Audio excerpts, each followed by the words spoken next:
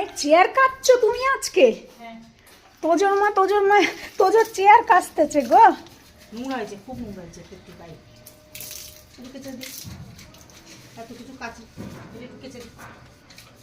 তোজোর chair কাটা হচ্ছে।